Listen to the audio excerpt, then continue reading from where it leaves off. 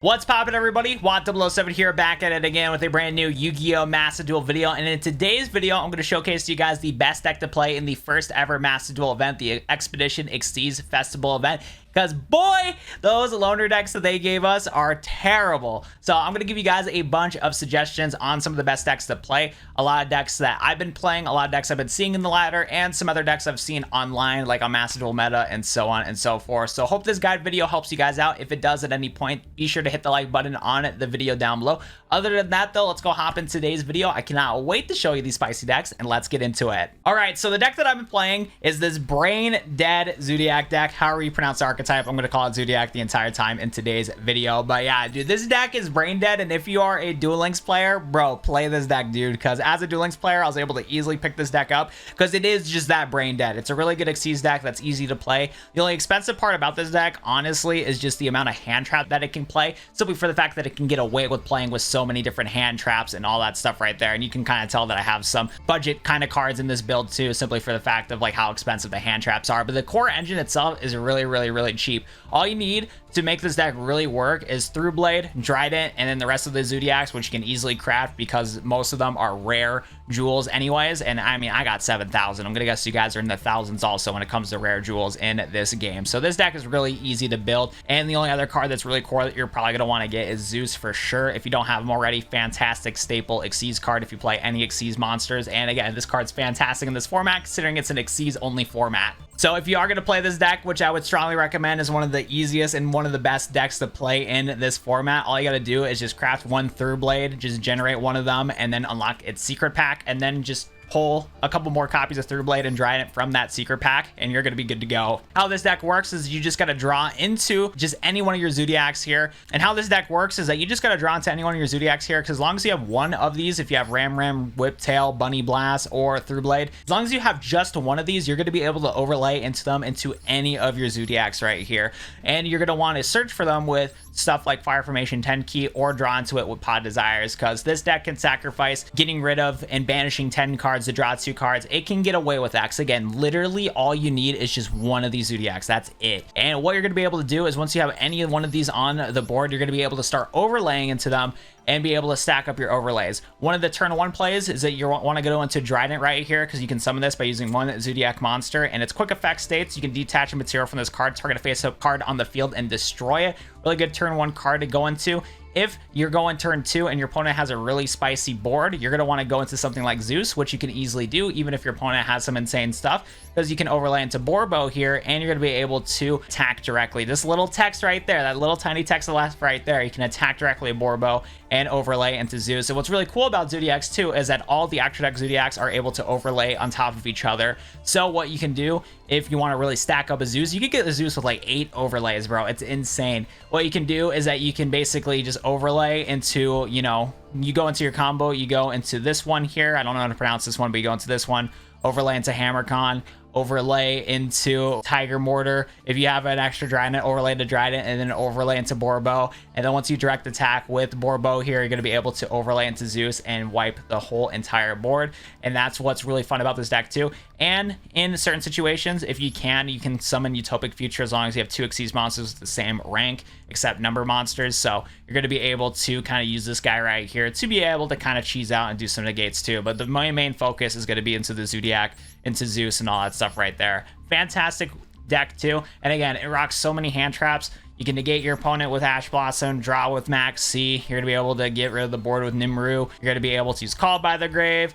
This deck does play Forbidden Droplet. I don't have Forbidden Droplet right now, but if you have Forbidden Droplet, replace it with Chalice. Chalice is just a pretty good budget card. Same thing, I don't have any Infinite Impermanences, but if you have Infinite Impermanence, play that instead of Dynamis here. I've just been playing this because it kind of synergizes with Zeus, and I'm able to banish one of my opponent's cards by discarding a card. So really good card here. And again, if you have more copies of Lightning Storm, play that over Mystical Space Typhoon. I've just been running Mystical Space Typhoon to just fill up the deck. But again, like, you can get rid of like all 3 of these cards here here and sub in for other just more powerful cards for the deck, because again, you can rock so many board wipe cards, hand trap cards in this deck, because it can, because literally all you need to do is get into one level 4 Zoodiac, you're good to go. And then one deck that I went against in the ladder is Dirty Drytrons, bro. As a Drytron player, I'm gonna probably play this on one of my future live streams, so make sure to hit the sub button on the channel so you guys don't miss out on some of the other decks that I plan to play on this event, because I plan to play all sorts of different decks as long as the event is out. So this was a deck, literally the first deck I went against in the event. I was playing one of the bum XYZ loner decks so that I can, you know, see what is popping with this event.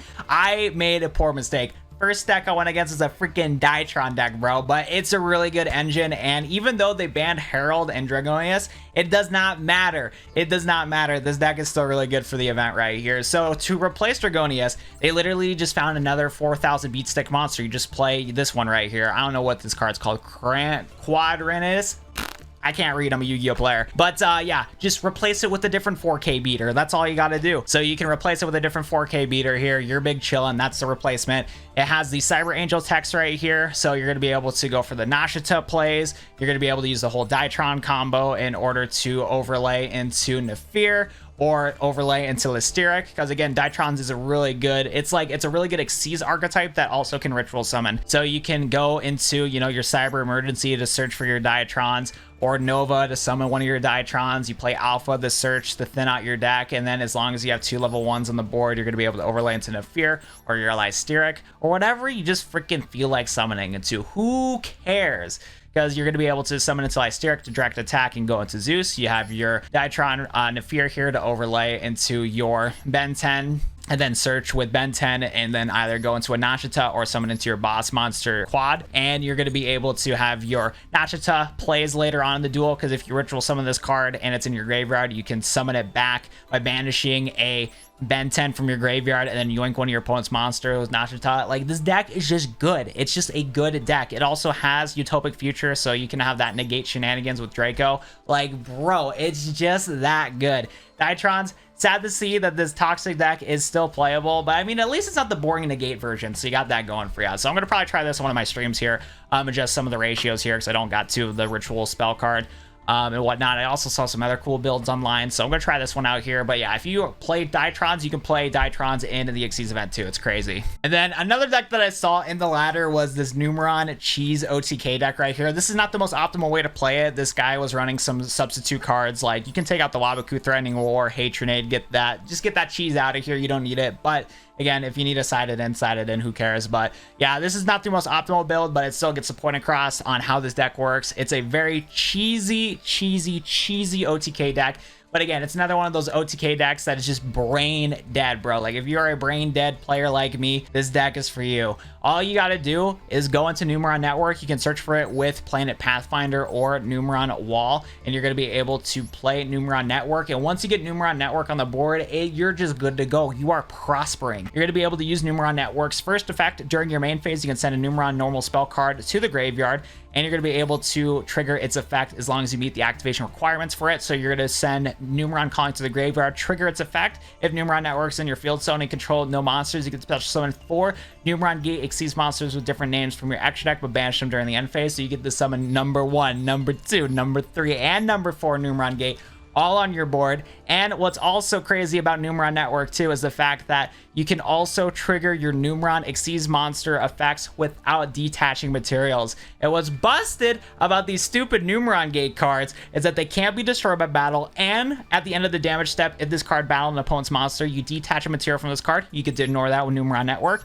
and you're going to be able to double the attack of all your Numeron Network cards. So even though these all got 1,000 attack, who cares? You're just going to keep doubling them up. So you're just good to go. You're going to be able to attack once, double them all up to 2,000, attack twice, 4,000, attack a third time, 8,000, attack a fourth time, 16,000 attack. What a cheesy deck, bro. What a cheesy deck. And on top of that, too, you also have some text with C1 if you need to board wipe, just in case. And also another thing to really get around your opponent if they go turn 1, you got your Ash Blossom, you got your Psyframe Omega, you got your Maxi. You're going to be good to go with that. You're also going to rock Kaijus so that you can just just yoink away your opponent's monsters by using your kaijus here, and then your opponent's monsters just get sacrificed, and then you summon the kaijus in attack position, and then you just swing into the kaiju monsters with all your Numerons, and you're just good to go. It's a cheesy deck, and not one that's like terribly expensive to invest into. The really hard part of this deck is just getting 3 Numeron network. You just need 3 Numeron network, and by the chance you get 3 Numeron network, you should have 3 Numeron wall. From there, you're pretty much good to go. All the extra deck cards are dirt cheap. So again, it's just getting the 3 Numeron networks and you're pretty much good to go. Again, this kaiju right here is a rare, so it's easy to craft. This one's also a rare, easy to craft. If you have some extra SR points, craft the Lava Golem. Lava Golem's pretty good. But yeah, again, it's just that easy, bro. It's just that easy.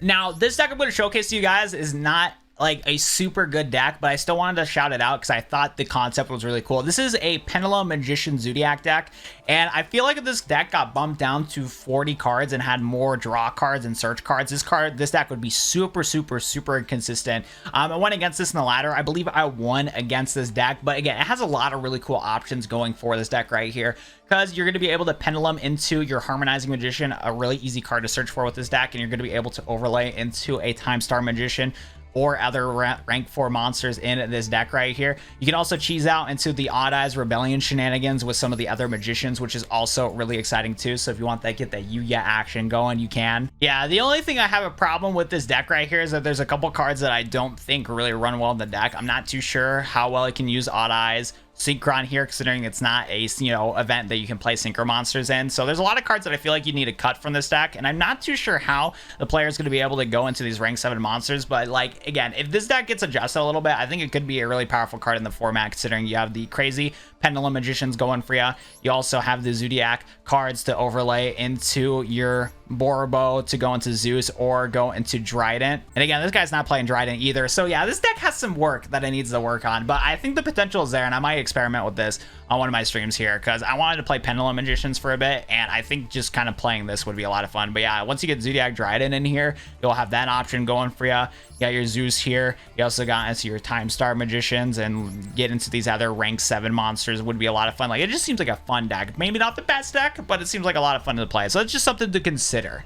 And then another deck that I found in the ladder that was just crazy, just annoying, was Trains right here. I don't know if this is the most optimal way to play Trains, but this deck threw me for a loop right here, simply for the fact that it's summoned into Super Dreadnought Rail Cannon right here, and this guy was able to cheese its effect by detaching a material. Lo and behold, he detached Freight Train here, and it was able to pop one of my cards, and then he was able to OTK me on the following turn because he had a big beat stick here, and he was also able to go into Dreadnought, and he was able to go into Gustavo Max, which was able to inflict 2,000 points of damage to me. Like, this deck is toxic, so if you're not playing Trains already, it's an option to consider right here. Just big rank 10 shenanigans that you can go into, and you just explode your opponent's field with just a bunch of shenanigans right here. Again, I don't know if this is the most optimal build to play, but I mean, it's pretty toxic. I mean, it has skill drain here. Come on. And then there's also some cool options over here in Master Duel meta that I want to make a quick mention before we wrap up today's video. We have a more optimal build of Zoodiac right here, you know, playing the Forbidden Droplet and all that fun stuff right here. Again, a little more of an optimal build, I'd say. We also have a more optimal version of that Drytron deck I was talking about too. That's able to, that actually uses more of the Machine Angel Rituals to be able to protect your monsters from getting destroyed, thanks to Machine Angel Ritual being in the graveyard. You're able to banish a card instead, and then your light monsters are going to be protected. So that's a thumbs up right there. So again, some more optimal builds. This guy's playing some Witchcrafters here. I don't know how good Witchcrafters are for this format, so I wouldn't really recommend it, but it's definitely an option right there. We also have Phantom Knights. Again, it's a tier 3 deck in Master Duel, so again, it's a really good deck to consider playing right here. It has a lot of really good engines going for it too, a lot of really good searchability. I mean, it's even teching in freaking Emergency Teleport into your wielder and trackers. These guys can special summon off of each other to go into overlay into some rank 3 shenanigans right here. It got room for kaijus. This build has just random danger jackalopes. Like, this deck is a wildin', bro. Maybe it doesn't need to be 60 cards because it's a 60 card build, but hey, if it's consistent, it's consistent. Maybe bump it down to 40 cards and more rely on Phantom Knights. But as you can see with this 60 card build, there's a ton of different options to consider while playing it. So again, a little fun deck here for sure. It can get into Zeus, can get into Dante. It has the ability into getting into a Dark Requiem Dragon, which is just an insane OTK card. It has Break Sword. Like, it has just a lot of really good looping combos to go for it. So Phantom Knights is a fantastic deck to consider. Again, we have a little more optimized version of Numeron OTK rocking in some other techs that are a little good. You know, we got Map here. We got more copies of Lava Golem. We're rocking the Sea Turtle Kaiju. We got Vic Viper here. A lot of just random shenanigans to experiment too. Again, there's so many different ways to play this game, which is really exciting. But again, another good build to play. We also have Pure Lysteric here, a fantastic deck that we kind of mentioned a little bit already thanks to the Night Gale here. But Night Gale, you can direct attack with, overlay into it with your Lysterics here, and then direct attack and go into Zeus. Fantastic right there. It also, this deck is also consistent in getting out into rank 1 Xyz monsters, and there's plenty of powerful rank 1 Xyz monsters in the game, so it rocks that too. So again, a lot of just fun stuff going for it. Lysterics is a pretty good competitive deck also, so if you want to go for some rank 1 shenanigans, it's not too terribly bad, and as long as you have the extra deck for it, it's the core cards themselves are not that expensive. There's not too many URs except for staple cards. We also have Teller Knights right here. I really doubt Teller Knights is that good, but hey, Duel Links, let's get it, baby. I was playing these in Duel Links not too long ago, but again, it's definitely an option to consider. It has a lot of fun shenanigans going for them here, so you can consider playing into these guys right here.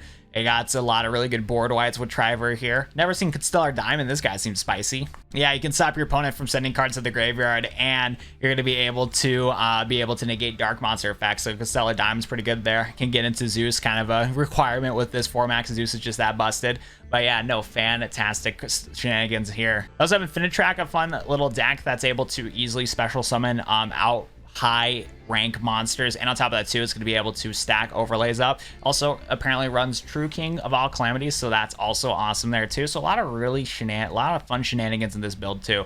Infinitrack's the one I would recommend. We have a Dark Magician build here. We also have Time Thief. I think Time Thief is kind of cool. I saw Team APS on their live stream channel playing a build that was able to get into some Zoodiac shenanigans, but Time Thief is really cool. It has a lot of different options going for it too. This build specifically has kind of the rockets going for it, as like Rocket Tracer and Rocket Recharger. So it's a rocket engine. You go into Tracer, pop a card in the field, summon into Recharger, and you can overlay them into one of your rank 4s here, which is exciting. You also have the Time Thieves here, so you can overlay into Time Thief Redoer, and that's a lot of fun too. Has a lot of really good powerful back row cards. I might play this build in one of my streams because I always thought Time Thief was a really cool like archetype, like artwork wise, but I never played them, so I might try them out soon. So that's a fun one to build. Dark Magician has also been seeing some play right here, considering you can overlay into some rank 7 monsters, which is fun. And again, Dark Magician is just a fun deck to play, so that's an option too. And then as we're scrolling down here, the last thing I would probably just maybe recommend, or something that like I'm probably going to try to consider, is probably playing your boy Leviathan here right here. There's a couple Thunder Dragon builds that can overlay into some high level rank monsters, and again, the Thunder Dragon engine is really consistent. You're going to be able to search and thin out the deck a lot, so that's a lot of fun too. So this is also a fun deck to consider. Again, there's like another build down here. I kind of want to see if I can figure out the Numeron build. That'd be a lot of fun. But yeah, Thunder Dragons could also be a pretty consistent build too. But yeah, that's going to do it for me on my recommendations and some of the best decks to play in the XYZ event. If this video did help you guys out or inspired you to build a new deck, be sure to leave a like on today's video down below, and make sure to subscribe to my channel and hit the bell notification so you guys do not miss out on my live streams, because I'm planning to live stream a lot when this event is out, because this event's just a ton of fun. Other than that's going to do it for me. Thank you so much for watching today's video, and I'll see you guys in the next one. Adios, everybody, and have a good one.